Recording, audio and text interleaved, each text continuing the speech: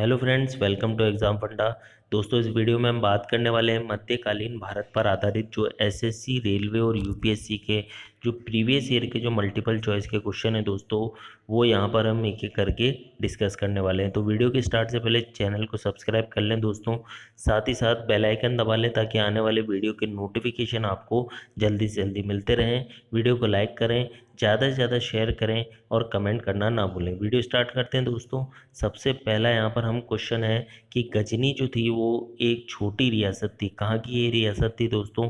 Mongolia, तुर्की, फारस या Afghanistan? Mongolia, तुर्की, फारस या अफगानिस्तान? तो गजनी जो थी वो कहाँ की छोटी रियासत थी? तो इसका राइट आंसर क्या होगा? इसका राइट आंसर होगा ऑप्शन नंबर डी, अफगानिस्तान जो है वहाँ की गजनी जो है एक छोटी रियासत थी उस समय, जबकि आज गजनी जो है वो एक सिटी है, एक शहर है अफगानिस्तान का। नेक्स्ट क्वेश्चन पे चलते हैं। किताब उल हिंद के लेखक कौन थे? किताब उल हिंद के लेखक कौन थे? अबू सईद, अबुल फजल, फिरदौसी या एआई बरूनी? तो किताब उल हिंद के लेखक कौन थे? किताब उल हिंद के लेखक थे दोस्तों एआई बरूनी। ऑप्शन नंबर डी जो है यहाँ पर एकदम करेक्ट होगा। एआई बरूनी जो थे उन्होंने किताब उल हिंद को लिखा था। नेक्स्ट क्वेश्चन पे चलते हैं।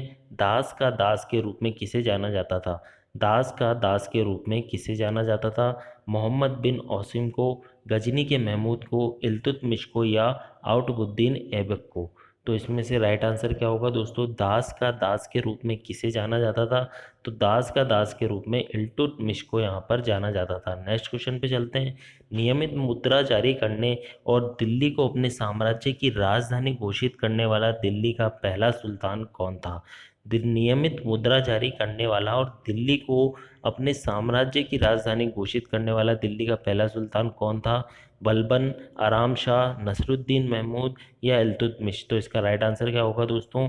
ऑप्शन नंबर डी, इल्तुतमिश जो था उसने नियमित मुद्रा जारी करी, साथ ही साथ दिल्ली को अपने साम्राज्य की राजधानी घोषित करने वाला वह दिल्ली का पहला सुल्तान था। ऑप्शन नंबर डी एकदम करेक्ट होगा। नेक्स्ट क्वेश्चन पे चलते हैं। गजनी के सुल्तान महमूद के कहने पर निम्नलिखित में से कौन भारत आया था? तो सुल्तान महमूद के कहने पर कौन भारत आया था? एआई मसूदी, एआई बरूनी, सुलेमान या अब्दुल हक? तो इसका राइट आंसर क्या होगा दोस्तों? सुल्तान महमूद के कहने पर जो भारत आया था वो थे एआई बरूनी। जो बरूनी जो था दोस्तों वो सुल्तान महमूद के कहने पर भारत आया था। नेक्स्ट क्वेश्चन पे चलते हैं। दिल्ली के किस सुल्तान की मृत्यु जो थी वो पोलो खेलते समय हुई थी? चौगान खेलते समय हुई थी। तो दिल्ली की किस सुल्तान की मृत्यु पोलो खेलते समय हुई थी? कुतुबुद्दीन ऐबक की, गयासुद्दीन बलबन की, शमसुद्दीन इल्तुतमिश की या नसरुद्दीन महमूद की? तो इसका राइट आंसर क्या होगा? जो कुतुबुद्दीन ऐबक था दोस्तों उसकी मृत्यु जो थी वो पोलो खेलते समय हुई थी। तो ऑप्शन नंबर ए जो है वो यहाँ पर एकदम करेक्ट हो जाएगा। नेक्स्ट क्वेश्चन पे चलते हैं। सबसे अधिक सीखा जाने वाला मध्यकालीन मुगल शासक या मुस्लिम शासक जो खगोल विज्ञान, गणित और चिकित्सा सहित सीखने की विभिन्न शाखाओं में पारंगत था? तो सिकंदर लोदी था, इल्तुतमिश था, मोहम्मद बिन तुगलक था या अलाउद्दीन खिलजी था? तो इसका राइट आंसर क्या होगा दोस्तों? इसका राइट आंसर होगा जो मोहम्मद बिन तुगलक था वो खगोल विज्ञान, गणित और चिकित्सा सहित सीखने में सभी विभिन्न शाखाओं में पारंगत था। ऑप्शन नंबर सी जो है यहाँ पर एकदम करेक्ट हो जाएगा। नेक्स्ट क्वेश्चन पे चलते हैं। राज्य के द्वारा सीधे भुगतान की गई दिल्ली सल्तनत की सबसे बड़ी स्थायी सेना किसके द्वारा बनाई गई थी? बलबन के द्वारा, इल्तुतमिश के द्वारा, मोहम्मद बिन तुगलक के द्वारा या अलाउद्दीन खिलजी के द्वारा? तो सबसे बड़ी स्थायी सेना किसके द्वारा बनाई गई दोस्तों? अलाउद्दीन खिलजी के द्वारा जो था सबसे बड़ी स्थायी सेना बनाई गई थी। ऑप्शन नंबर डी जो है यहाँ पर एकदम करेक्ट हो जाएगा। मुस्लिम फकीरों के संस्थापक नेता कौन थे? जो मुस्लिम फकीर थे उनके संस्थापक नेता कौन थे? मजनू शाह, दादू मियाँ, टीपू या चिराग अली शाह? तो इसमें से राइट आंसर क्या हो जाएगा? इसमें से राइट आंसर होगा दोस्तों मजनू शाह। जो मजनू शाह जो थे वो मुस्लिम फ़कीरों के संस्थापक नेता थे। तो इसका राइट आंसर हो जाएगा option number A, Majnu Shah. Next question पे चलते हैं। ये क्वेश्चन गलत है। नेक्स्ट क्वेश्चन पे चलते हैं दोस्तों। कथन और कारण। बाबर ने पानीपत का पहला युद्ध जीता था। बाबर ने में तोपों के उपयोग की शुरुआत की थी। तो यहाँ पर कथन और निष्कर्ष में जो दोनों ही सत्य हैं या फिर दोनों ही गलत हैं, या फिर ए सत्य है और आर गलत है, और ए गलत है लेकिन आर सत्य है। तो इसमें से राइट आंसर क्या होगा दोस्तों? इसका राइट आंसर होगा जो बाबर था उसने पानीपत का पहला युद्ध जीता था, क्योंकि बाबर ने भारत में तोपों की उपयोग की शुरुआत की थी। ठीक, उसने पहला युद्ध क्यों जीता था? क्योंकि उसने भारत में तोपों के उपयोग की शुरुआत की थी। तो यहाँ पर जो ऑप्शन ए है वो एकदम सही होगा, जबकि जो रीज़न दिया हुआ है कारण, वो उसकी सही व्याख्या करता है। तो यहाँ पर ऑप्शन नंबर ए जो है वो एकदम करेक्ट हो जाएगा। अगला क्वेश्चन है यहाँ पर दोस्तों कि निम्नलिखित में से कौन सा सही ढंग से मेल नहीं खाता है यहाँ पर? तो यहाँ पर जो कुतुबुद्दीन है वो 2.5 दिन के झोंपड़े से रिलेट करता है, इल्तुतमिश कुतुब मीनार से, अलाउद्दीन हौजे खास से, जबकि फिरोज तुगलक तुगलकाबाद से। तो इसमें से राइट आंसर क्या होगा दोस्तों? इसमें से राइट आंसर होगा फिरोज तुगलक ने तुगलकाबाद नहीं बसाया था, गयासुद्दीन तुगलक ने बसाया था। तो यहाँ पर जो राइट आंसर होगा ऑप्शन नंबर डी होगा। नेक्स्ट क्वेश्चन पे चलते हैं दोस्तों। निम्नलिखित में से कालानुक्रमिक क्रम क्या है, यानी काल के अनुसार जो क्रम है वो कौन सा होगा? मुजुद्दीन, बहराम शाह, इल्तुतमिश, रजिया और रुकनुद्दीन फिरोज। तो इसमें से राइट आंसर क्या होगा? कौन नीचे दिए हुए कोड के अनुसार? तो इसमें से राइट आंसर होगा 2 4 3 1। तो सबसे पहले यहाँ पर क्या आएगा दोस्तों? कालानुक्रम में इल्तुतमिश आएगा, उसके बाद रुकनुद्दीन फिरोज आएगा, फिर यहाँ पर रजिया सुल्तान आएगी, और लास्ट में आएगा मुइजुद्दीन बहराम शाह। तो यहाँ पर 2 4 3 1 ऑप्शन नंबर बी जो है वो यहाँ पर एकदम करेक्ट होगा। नेक्स्ट क्वेश्चन पे चलते हैं दोस्तों। रजिया की विफलता का सबसे उपयुक्त कारण निम्नलिखित में से कौन था? जो रजिया सुल्तान थी उसकी विफलता का सबसे उपयुक्त कारण क्या था? उसका लिंग, यानी कि उसका जो उसका औरत होना, या फिर न केवल वो नाम बल्कि वास्तव में शासक होने का उसका इरादा था।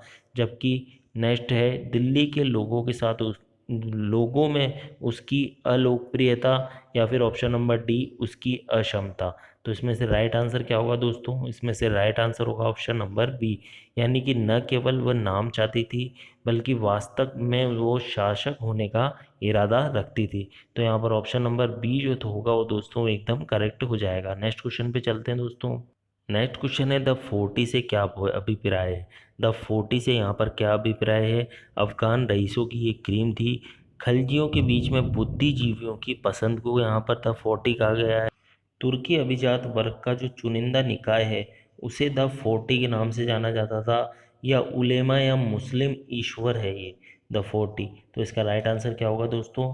जो तुर्की के जो अभिजात वर्ग था उसका जो चुनिंदा निकाय था उसको हम द 40 के नाम से जाना जाता था। तो इसका right answer option number C होगा। नेक्स्ट क्वेश्चन है गजनी के आक्रमण का सबसे महत्वपूर्ण कारण क्या था? मूर्ति पूजा को नष्ट करना, भारत की संपत्ति पर कब्जा पाने के लिए, इस्लाम को भारत में फैलाने के लिए, भारत में मुस्लिम राज्य की स्थापना करने के लिए। तो गजनी का जो था भारत पर आक्रमण करने का सबसे महत्वपूर्ण कारण क्या था दोस्तों? इसका ऑप्शन नंबर बी, यानी भारत की जो संपत्ति है उस पर कब्जा पाने के लिए यहाँ पर गजनी ने भारत पर आक्रमण किया था। तो ऑप्शन नंबर बी जो है यहाँ पर एकदम करेक्ट हो जाएगा। नेक्स्ट क्वेश्चन पे चलते हैं दोस्तों। दिल्ली के निम्नलिखित सैयद शासकों का कालानुक्रमिक क्रम कौन सा है? यानी कि जो सैयद वंश के जो यहाँ पर शासक थे उनका क्रमानुसार उनका कालानुक्रमिक क्रम बताना है। तो यहाँ पर मोहम्मद शाह, अलाउद्दीन आलम शाह, मुबारक शाह, खिज्र खान। तो इसमें से राइट आंसर क्या होगा दोस्तों? ऑप्शन नंबर ए, बी और सी और डी के अनुसार जो राइट आंसर होगा ऑप्शन नंबर बी। तो यहाँ पर सबसे पहले जो आएगा वो आएगा खिज्र खां, उसके बाद मुबारक शाह, फिर उसके बाद मोहम्मद शाह और आखिर में आएगा अलाउद्दीन आलम शाह। तो यहाँ पर ऑप्शन नंबर बी 4 3 1 2 एकदम सही हो जाएगा। नेक्स्ट क्वेश्चन पे चलते हैं। शाहनामा किसके द्वारा लिखा गया था? शाहनामा किसके द्वारा लिखा गया था? उतबी, फिरदौसी, हसन निजामी या AI बरूनी। तो शाहनामा जो था वो किसके लिए किसके द्वारा लिखा गया था? जो शाहनामा था वो फिरदौसी के द्वारा लिखा गया। तो ऑप्शन नंबर बी फिरदौसी जो है यहाँ पर एकदम करेक्ट हो जाएगा। नेक्स्ट क्वेश्चन पे चलते हैं। निम्नलिखित में से कौन सा कथन सत्य नहीं है? यहाँ पर बताना है कौन सा कथन सत्य नहीं है। तो कृष्णदेव राय ने यहाँ पर अमुक्ता मलाइदा अमुक्ता मलाइदा लिखा था, अमुक्तमा लायदा यहाँ पर लिखा था, वह तुलवा राजवंश के संस्थापक थे। उनका दरबार अष्टदिग्गजों द्वारा सुशोभित था, जबकि उनके पुर्तगालियों के साथ मैत्रीपूर्ण संबंध बनाए रखे हुए थे। तो इसमें से कौन सा सही नहीं होगा दोस्तों? यहाँ पर ऑप्शन नंबर जो है बी, यानी कि वो तुलवा राजवंश के संस्थापक थे। तो ऑप्शन नंबर बी जो है दोस्तों यहाँ पर करेक्ट नहीं होगा। ऑप्शन नंबर बी जो है यहाँ पर करेक्ट नहीं होगा, वह तुलवा राजवंश के संस्थापक नहीं थे। बाकी सारे याद रखें दोस्तों। अमुक्तमा लायदा जो था वो कृष्णदेव राय के द्वारा लिखी गई थी, जबकि उनके दरबार में अष्ट दिग्गजों से सुशोभित था, जबकि पुर्तगालियों के साथ उन्होंने मैत्रीपूर्ण संबंध बनाए थे। तो यहाँ पर ऑप्शन बी जो है वो गलत होगा, पर क्वेश्चन के हिसाब से यहाँ पर ऑप्शन बी जो है वो राइट ऑप्शन होगा।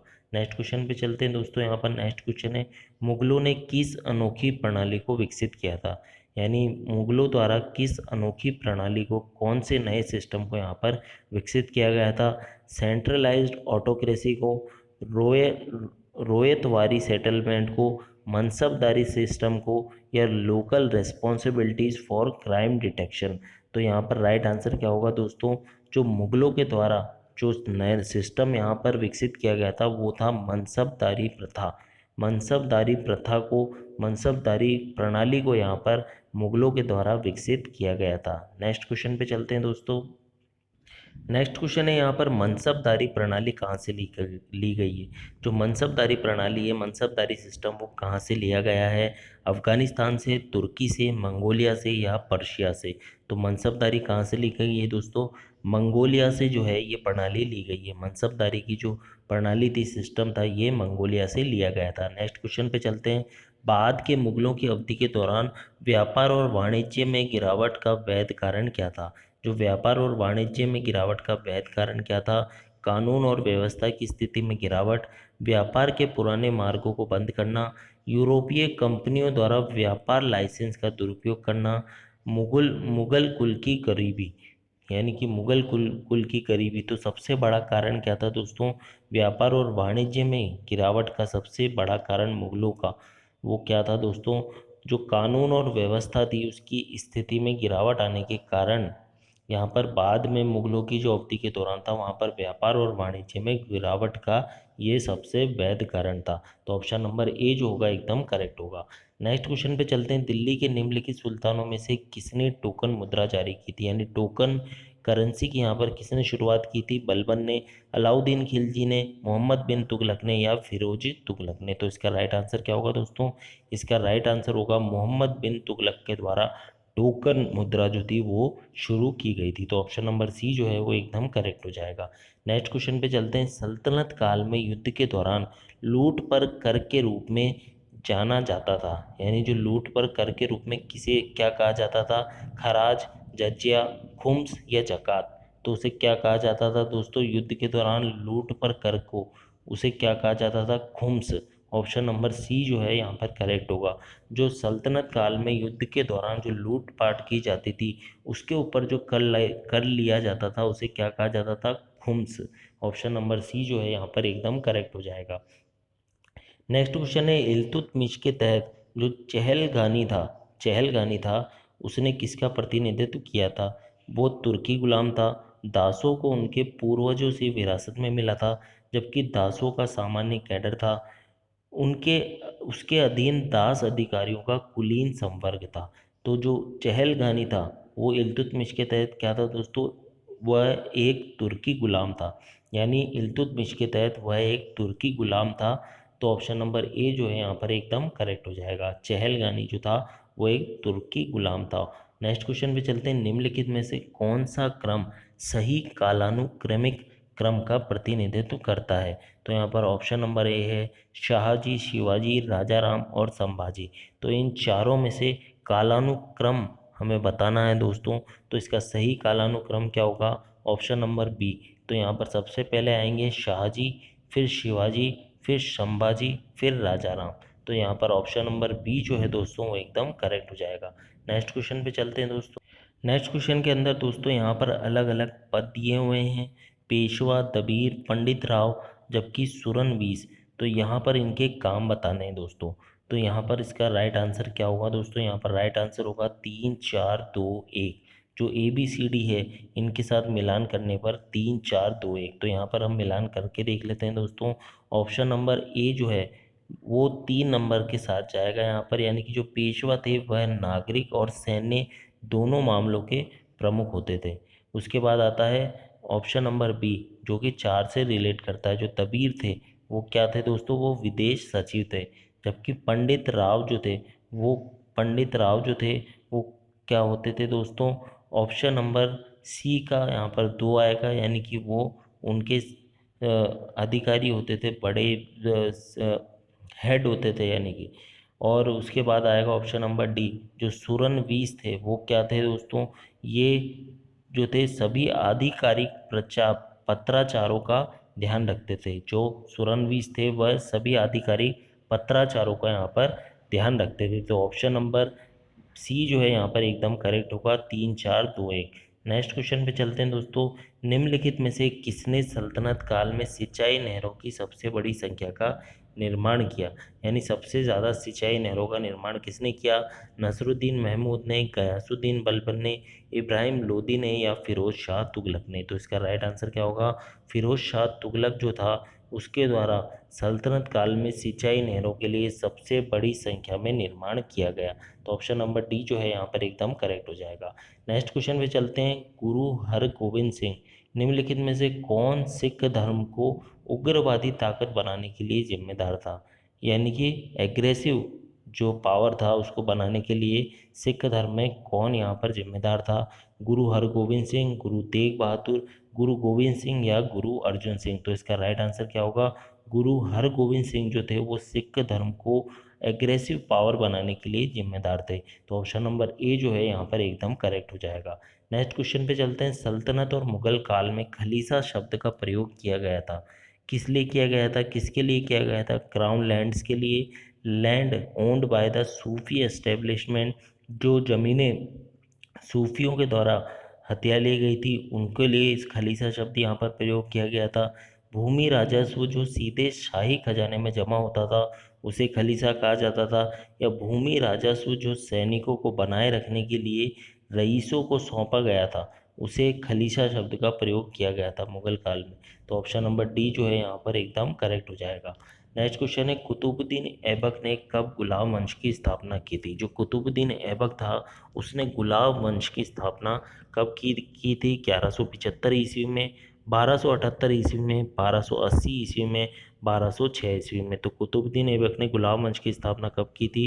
कुतुबुद्दीन ऐबक ने मध्यकालीन भारत का एक शासक था दोस्तों, जो दिल्ली सल्तनत का पहला सुल्तान और गुलाम वंश का संस्थापक था। तो गुलाम वंश का स्थापना कुतुबुद्दीन ऐबक ने की थी, जबकि यह 1206 ईस्वी में की थी।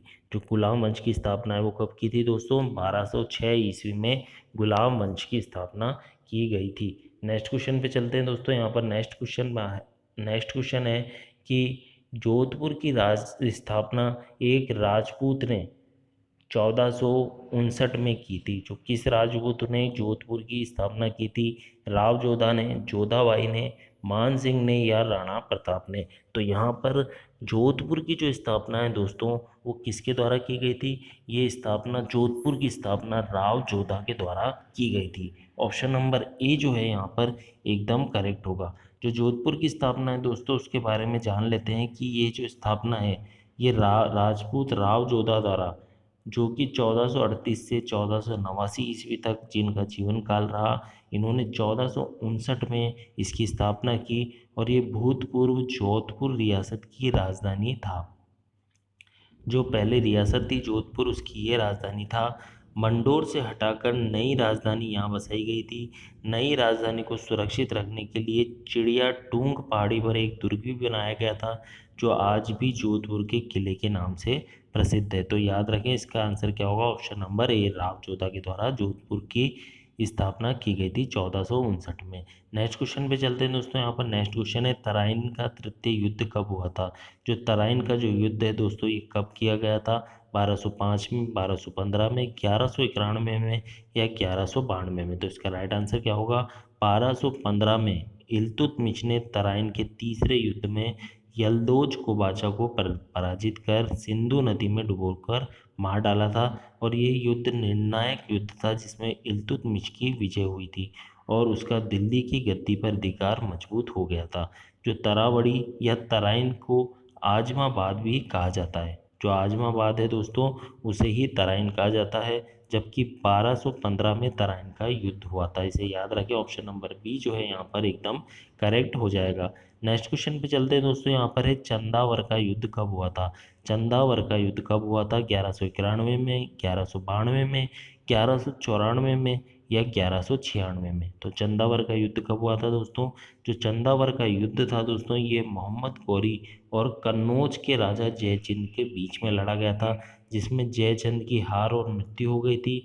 जबकि चंदावर या चंदवार वर्तमान में फिरोजाबाद का पूर्ववर्ती नगर था।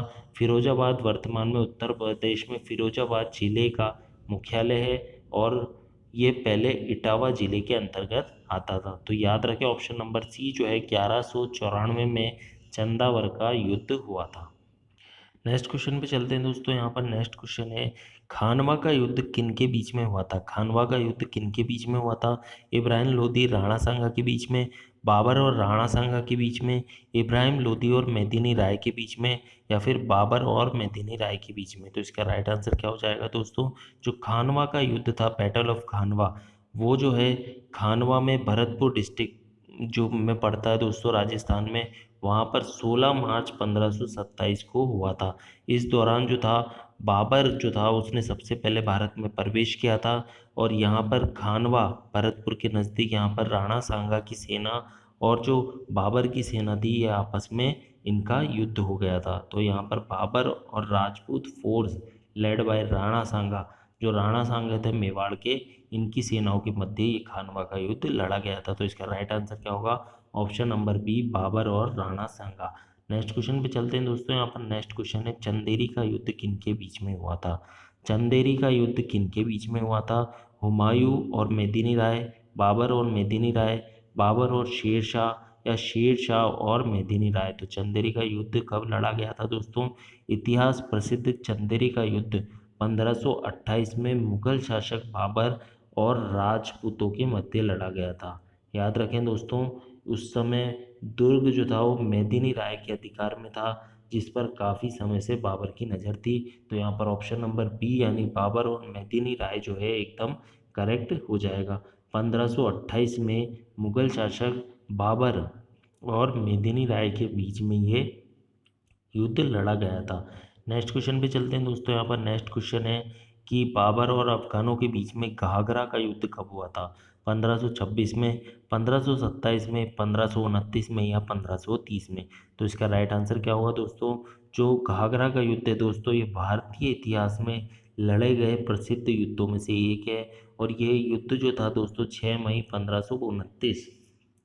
1529 ईस्वी में मुगल बादशाह बाबर और अफगानों के मध्य लड़ा गया था। और युद्ध में बाबर ने महमूद लोदी के नेतृत्व में लड़ रहे अफगानों को करारी शिकस्त दी थी। बाबर ने घाघरा का युद्ध में बंगाल और बिहार की संयुक्त सेनाओं को परास्त किया था। और घाघरा का युद्ध की विशेषता थी कि वह जल व थल दोनों में लड़ा गया था। तो यहाँ पर ऑप्शन नंबर सी 1529 जो है दोस्तों एकदम करेक्ट हो जाएगा। ऑप्शन नंबर सी जो है एकदम करेक्ट हो जाएगा। नेक्स्ट क्वेश्चन पे चलते हैं दोस्तों, यहाँ पर नेक्स्ट क्वेश्चन है हुमायूं और शेर शाह के बीच में चौसा का युद्ध कब हुआ था। जो चौसा का जो युद्ध था दोस्तों ये कब लड़ा गया था। चौसा का युद्ध 1539 ईस्वी में, 1537 ईस्वी में, 1535 ईस्वी में या 1533 ईस्वी में। तो हुमायूं और शेर शाह के बीच में जो चौसा का युद्ध था, बैटल ऑफ चौसा, वो जो था दोस्तों मुगल एम्परर हुमायूं और अफगान शेर शाह सूरी इनके बीच में लड़ा गया था 26 जून 1539 को। कब लड़ा गया था दोस्तों, 26 जून 1539 ईस्वी को चौसा में ये लड़ा गया था। और जो कि बक्सर के 10 मील साउथ वेस्ट में बक्सर की और बिहार, बक्सर जो है मॉडर्न डे में बिहार इंडिया के अंदर यहाँ पर चौसा का युद्ध लड़ा गया था। बाकी ये याद रखें 1539 ईस्वी में हुमायूं और शेरशाह के बीच में चौसा का युद्ध लड़ा गया था। नेक्स्ट क्वेश्चन पे चलते हैं दोस्तों, यहाँ पर नेक्स्ट क्वेश्चन है हुमायूं और शेरशाह के बीच में कन्नौज या बिलग्राम का युद्ध कब हुआ था? तो कन्नौज या बिलग्राम का युद्ध जो था दोस्तों, मुगल बादशाह हुमायूं और सूर साम्राज्य के संस्थापक शेर शाह सूरी के मध्य। ये सूर साम्राज्य के संस्थापक हैं, जबकि पीछे वो अफगान थे, शेर शाह। याद रखें, सूर साम्राज्य के संस्थापक शेर शाह सूरी के मध्य में हुआ था। यह युद्ध 1540 ईस्वी में लड़ा गया और इसके परिणाम स्वरूप हुमायूं 17 मई 1540 को शेर शाह सूरी द्वारा पराजित हुआ। यहाँ पर जो हुमायूं था वो शेर शाह सूरी द्वारा पराजित हुआ और इस तरह एक पहला बिहारी मुसलमान दिल्ली की गद्दी पर बैठा, क्योंकि बिलग्राम का युद्ध जीतने के बाद शेर शाह ने हुमायूं को भारत छोड़ने के लिए विवश कर दिया था। तो यहाँ पर जो है ऑप्शन नंबर बी जो है एकदम करेक्ट होगा 1540 ईस्वी में। नेक्स्ट क्वेश्चन पे चलते हैं दोस्तों। नेक्स्ट क्वेश्चन है यहाँ पर, विजयनगर और बहमनी साम्राज्य के बीच में तालीकोटा का युद्ध कब हुआ था? जो विजयनगर और बहमनी साम्राज्य है, इसके बीच में तालीकोटा का युद्ध कब हुआ था? 1560 ईस्वी में, 1565 में, 1569 में या 1570 में? तो विजयनगर और बहमनी साम्राज्य के बीच में तालीकोटा का युद्ध कब हुआ था दोस्तों?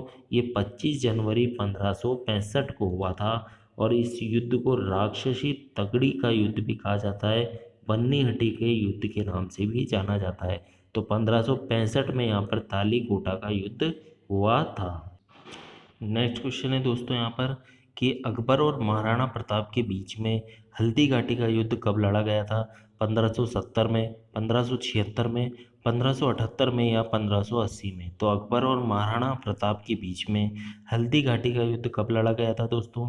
इसका राइट आंसर होगा 18 जून 1576 में, यानी 18 जून 1576 में यहाँ पर मेवाड़ के महाराणा प्रताप को समर्थन करने वाले घुड़सवारों और धनुर्धारियों और मुगल सम्राट अकबर की सेना के बीच में ये लड़ा गया था दोस्तों, जिसका कि नेतृत्व आमेर के राजा मान सिंह प्रथम ने यहाँ पर किया था। और इस युद्ध में महाराणा प्रताप को मुख्य रूप से भील जनजाति का सहयोग मिला था। ठीक, तो हल्दी घाटी का युद्ध दोस्तों 1576 में लड़ा गया था। नेक्स्ट क्वेश्चन पे चलते हैं दोस्तों। यहाँ पर अकबर द्वारा लड़ा गया अंतिम युद्ध कौन सा था? जो अकबर द्वारा लड़ा गया था वो अंतिम युद्ध कौन सा था दोस्तों? हल्दी घाटी का युद्ध, असीरगढ़ का युद्ध, दक्कन का युद्ध या फिर कालिंजर का युद्ध? तो इसमें से राइट आंसर क्या होगा दोस्तों? अंतिम युद्ध जो अकबर के द्वारा लड़ा गया था वो था असीरगढ़ का युद्ध। यह अकबर का अंतिम अभियान था, जिसमें अकबर ने 1601 ईस्वी में दक्षिण भारत के मीरन बहादुर से यहाँ पर युद्ध किया था। तो ऑप्शन नंबर यहाँ पर कौन सा सही होगा दोस्तों? ऑप्शन नंबर बी जो है यहाँ पर एकदम करेक्ट होगा। असीरगढ़ का युद्ध जो था वो अकबर द्वारा लड़ा गया अंतिम युद्ध था। नेक्स्ट क्वेश्चन पे चलते हैं दोस्तों। नेक्स्ट क्वेश्चन है यहाँ पर, ये जितने भी इंपॉर्टेंट क्वेश्चन थे वो सारे मैंने आपके साथ यहाँ पर एक एक करके डिस्कस किए हैं दोस्तों। वीडियो पसंद आया हो तो लाइक करें। नेक्स्ट वीडियो में फिर मिलेंगे दोस्तों आपके एग्ज़ाम रिलेटेड कुछ इंपॉर्टेंट कंटेंट के साथ। तब तक के लिए धन्यवाद।